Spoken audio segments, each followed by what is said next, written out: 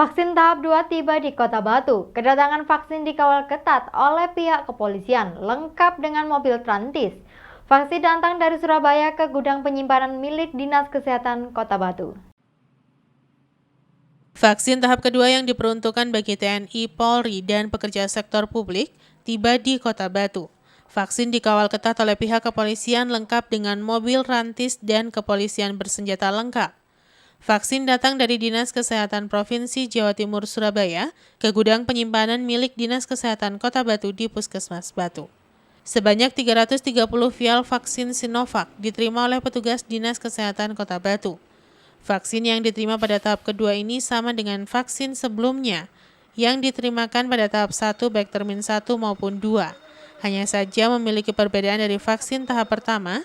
Pada tahap pertama vaksin menggunakan single dose di mana satu vial berisi 0,5 cc untuk satu orang. Sementara untuk tahap kedua menggunakan sistem multidose di mana satu botol atau satu vial berisi 5 cc untuk 8 hingga 10 orang. Secara bahan, vaksin ini berbahan dasar sama, namun diformulasikan kembali oleh Bio Farma menjadi COVID Bio dan dikemas dalam bentuk jadi multidose. Pelaksanaan vaksinasi tahap kedua ini akan diprioritaskan menuntaskan vaksinasi tenaga kesehatan yang masih kurang sekitar 400 penerima, baru kemudian dari unsur TNI, Polri, ASN, dan pekerja sektor publik. Hingga saat ini sebanyak 76% tenaga kesehatan telah mendapatkan vaksin COVID-19 tahap pertama, baik termin pertama dan kedua. Sementara untuk sisanya yang belum mendapatkan vaksin, merupakan nakes pelaksanaan vaksinasi COVID-19 tahap 2, yang ditujukan untuk TNI, Polri, lansia, dan petugas pelayanan publik. Kepala Dinas Kesehatan Kota Batu DRG Kartika Trisulandari mengatakan bahwa pemberian vaksin tetap sesuai dengan prosedur pemberian vaksin pada tahap sebelumnya, yaitu melalui Piker dan Google Form. Nantinya, masyarakat yang mendapat pemberitahuan akan dilayani di 9 vaskes untuk mendapatkan vaksin. Vaksinasi akan diprioritaskan untuk tenaga kesehatan yang belum tervaksin pada tahap 1. Setelah tenaga kesehatan tuntas, baru akan dimulai untuk pekerja sektor publik yang sudah mendaftar melalui Google Form maupun sesuai data dari Piker BPJS. Meski telah dilakukan vaksin, Kadinkes meminta masyarakat yang telah maupun belum divaksin harus tetap disiplin melaksanakan protokol kesehatan 3M+ secara ketat untuk memutus mata rantai penyebaran COVID-19. Ada yang berbeda nggak sama yang vaksin pertama? Sama, ini juga produknya Sinovac, cuma yang membedakan kemasan aja. Yang sebelumnya kita single dose, yang ini multidose. Nggak ada pengaruhnya apa-apa, dokter? Nggak ada, insya Allah nggak ada. Sama seperti Sinovac yang dipakai pada tahap pertama. Untuk nakes kita mulai hari ini, mudah-mudahan dalam 2-3 hari sudah selesai, sehingga kita bisa lanjutkan pada yang tahap kedua untuk kriteria ini. Kalau untuk prosedur pelaksanaan bagi pekerja publik sama, dokter? Sama seperti nakes.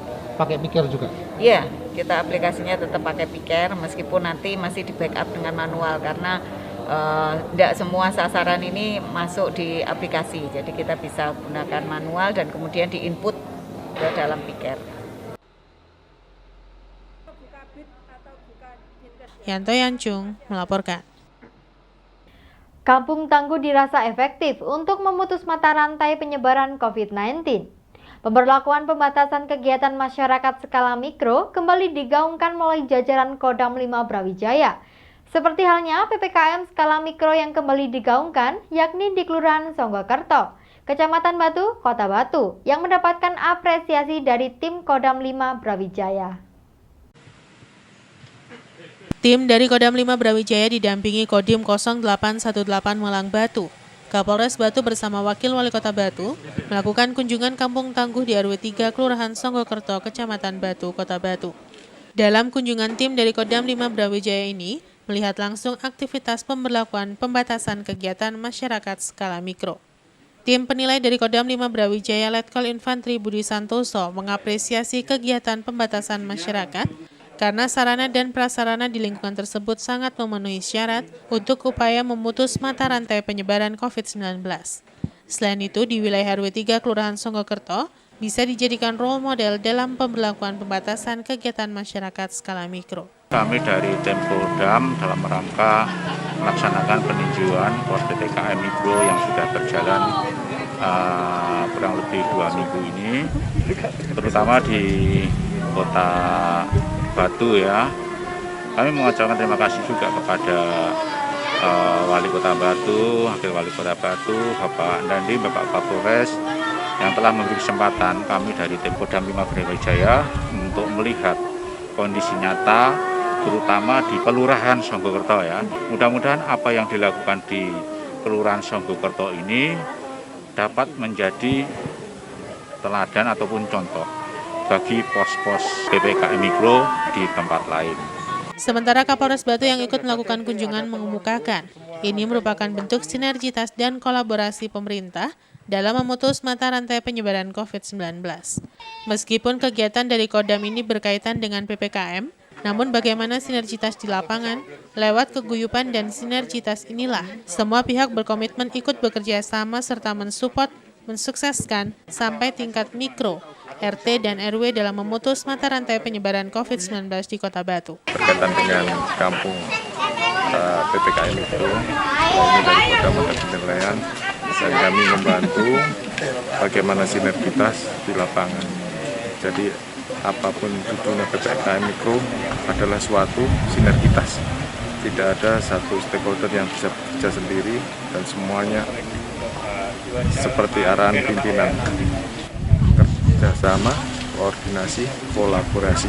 Inilah kolaborasi dari semuanya instansi yang berkaitan dan berkompeten ikut bekerja sama dan mensukseskan sampai tingkat mikro RT RW. Rencananya, pemberlakuan pembatasan kegiatan masyarakat skala mikro diberlakukan hingga 8 Maret mendatang.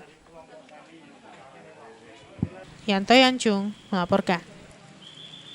Komite Olahraga Nasional Indonesia atau KONI Kota Batu memastikan pelaksanaan Porkot atau Pekan Olahraga Kota Batu yang tertunda pada tahun 2020 dan akan dilaksanakan di tahun 2021 ini terpaksa ditunda. Penundaan Porkot ini dikarenakan anggaran dana hibah KONI yang diajukan hanya terrealisasi 2,9 miliar rupiah saja. Tak hanya Porkot, KONI Kota Batu juga meniadakan penghargaan dan bonus kepada atlet yang berprestasi karena keterbatasan anggaran. Komite Olahraga Nasional atau KONI Kota Batu menggelar sosialisasi dan sinkronisasi program dan anggaran KONI Pengcabor tahun 2021 Kota Batu. Acara ini digelar di salah satu villa di Kota Batu. Sosialisasi dan sinkronisasi program dan anggaran ini digelar KONI seiring dengan keterbatasan realisasi anggaran yang diterima KONI di tahun 2021 ini. Sejatinya KONI Kota Batu mengajukan anggaran dana hibah kepada Pemkot Batu sekitar 8 miliar rupiah. Tetapi oleh pemerintah dalam APBD Kota Batu hanya disetujui 2,971 miliar rupiah. Atas dasar itulah KONI Kota Batu melalui Ketua KONI Batu Dr. Andes Mahfud meminta semua cabur memaksimalkan dana yang ada. Meski dengan anggaran yang terbatas, KONI meminta agar tiap cabur bisa terus melakukan program pembinaan di tiap cabur. Akibat keterbatasan anggaran ini, KONI Kota Batu memastikan akan menunda pelaksanaan Porkot atau Pekan Olahraga Kota yang akan digelar di tahun 2021 ini. Porkot sendiri sejatinya digelar pada tahun 2020 lalu. Namun karena pandemi COVID-19, pelaksanaannya ditunda di tahun 2021. Tak hanya Porkot, bonus dan penghargaan bagi atlet berprestasi yang rutin diberikan KONI juga ditiadakan di tahun 2021 ini karena anggaran yang tidak mencukupi. Bahkan Liga 3 PSSI yang rencananya digelar tahun ini, Kota Batu terancam absen karena terbentur dana. Ketua KONI menambahkan pagu definitif 2,971 miliar rupiah yang diterima KONI, 70%-nya untuk cabang olahraga atau cabur atau sebesar 2,80 miliar rupiah, sedangkan 891 juta rupiah untuk operasional giat KONI Kota Batu atau sebesar 30%. KONI juga membatasi pemberian anggaran pada 31 cabur aktif di Kota Batu.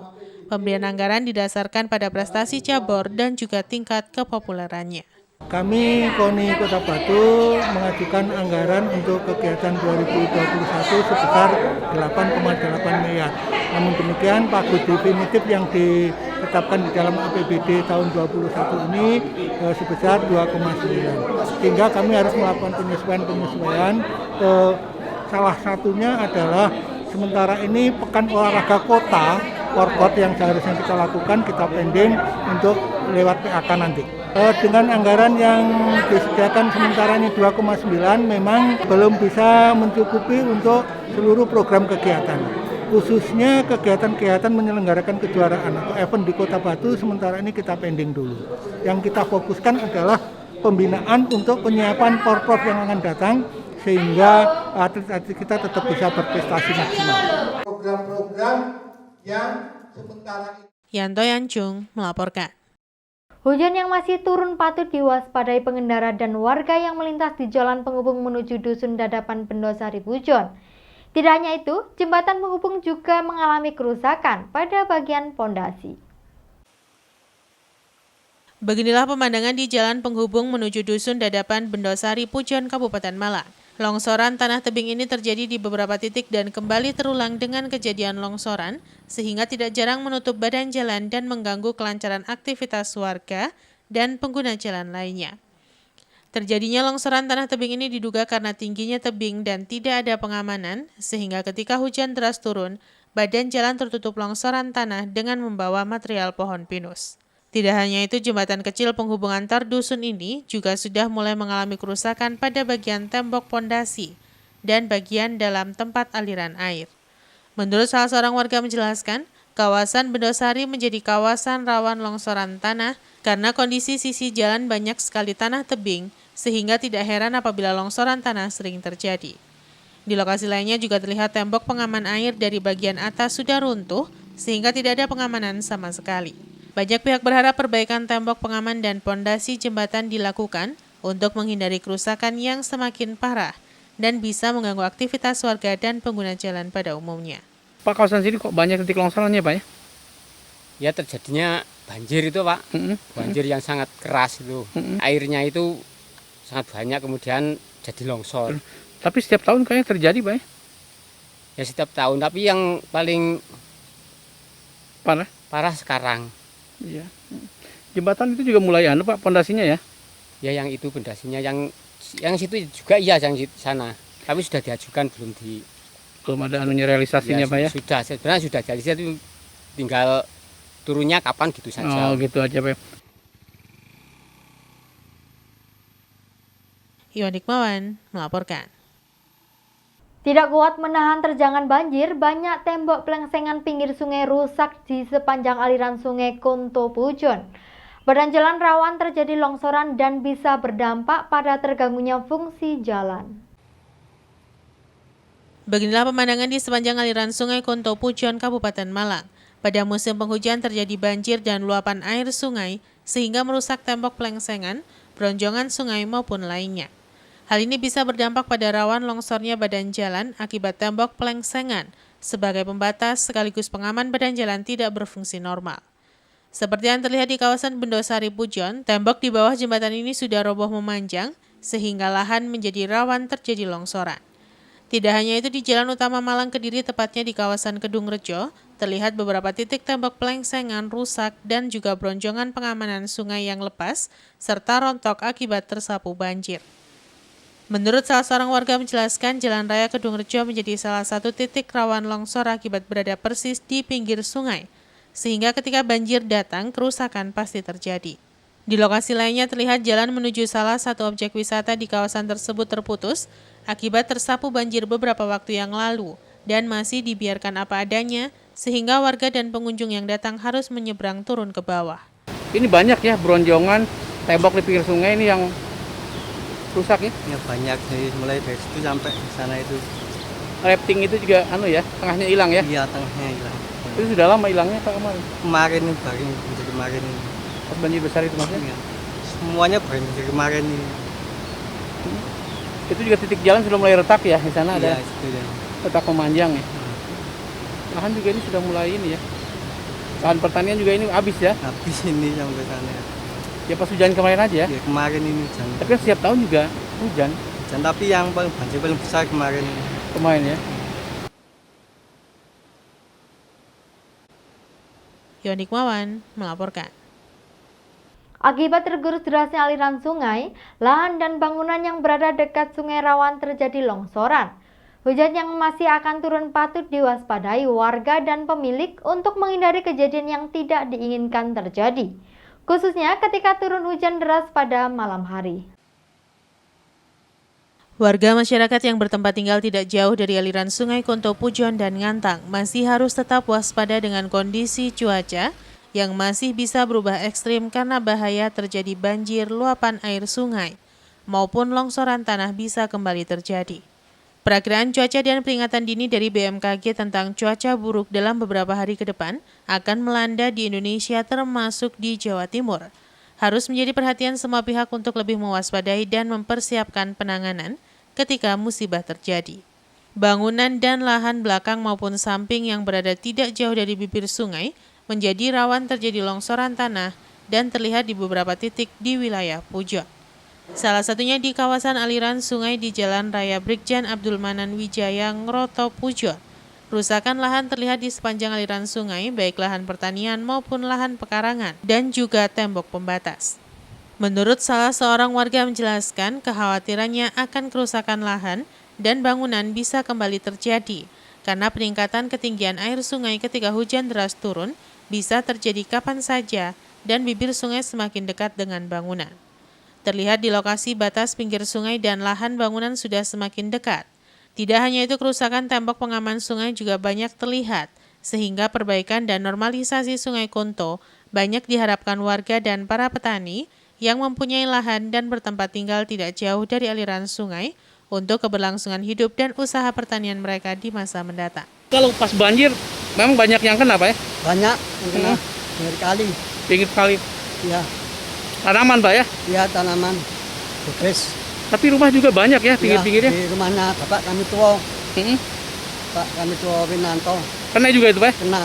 Ini barongan Ya? dua. Barongan? Ya. Berapa meter yang hilang Pak? Kira-kira 3 meter, 2 meter. 3 meter, 2 meter kan? Ya, Pak, kalau hujannya banjir lagi itu bisa nganu lagi Pak ya? ya, Tapi setiap penghujan gini Pak? ya, ya hujan. Ya baru tahun ini yang besar. Kalau biasanya? Biasanya ya enggak begini. Yonik Mawan melaporkan.